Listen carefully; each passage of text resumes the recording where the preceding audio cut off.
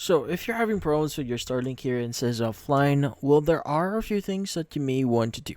So when Starlink reports offline, it usually means that the dish can't connect to satellites. Now the router isn't broadcasting correctly or something in your setup lost power or signal for a moment. So how do you fix it? So you want to start with the basics and make sure the Starlink router and dish are plugged in and cables are firmly connected. Now a loose plug or a brief outage can cause the app to display offline. So basically, according to Starlink support here, power and cabling issues are among the most common causes of downtime here. Now, next thing that you want to do is you want to also look, or you may want to open the Starlink app and check for obstructions pages. So trees, roofs, poles, and anything blocking the dish line of sight can cause the system to fall offline frequently. So Starlink's official documentation explains that even small obstructions can interrupt satellite visibility here. Next is you want to basically restart the system through the Starlink app. So you want to open up the Starlink app, go to your settings, then choose Reboot or Reboot Starlink. Now a quick reboot forces the dish to realign and reconnect to the satellites.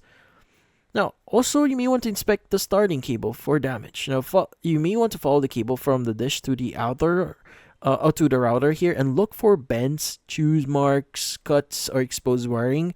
So damaged cables are known to cause offline errors, so especially in hot climates or areas with pets or wildlife.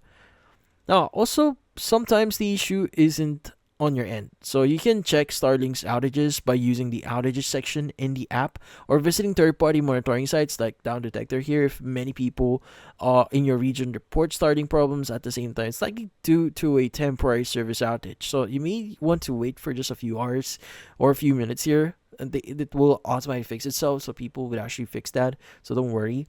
But yeah, if everything fails here, perform a factory reset. On most Starlink routers, you can do this by unplugging the power, plugging it back in, and repeating the cycle about like 6 times. Now, in between, just make sure to wait for about like a few seconds, like 15 to 20 seconds before plugging them back in. But yeah, so this resets the configuration and often fixes deeper software glitches. So Starlink lists this as their official reset procedure. But that's about it. So hopefully this video is able to help you like and subscribe to our channel. Thank you for watching.